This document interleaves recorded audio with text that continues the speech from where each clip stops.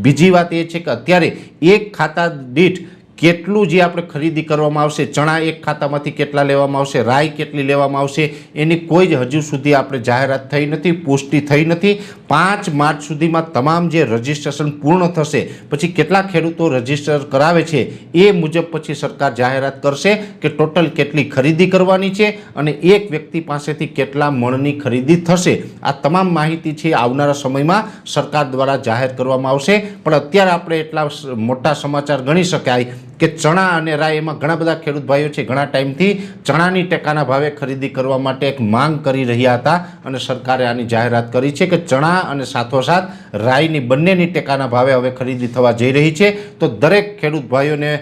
ભલામણ છે કે જે પણ મિત્રો છે ટેકાના ભાવે જે વેચાણ કરવા માગતા હોય એ 5 માર્ચ પહેલાં દરેક ખેડૂત છે ટેકાના ભાવે નોંધણી કરાવી અને પોતાનું જે આ એક ટેકાના ભાવે વેચાણ કરવાનો જે ફાયદો છે એ ફાયદો લેવાનો પ્રયત્ન કરીએ।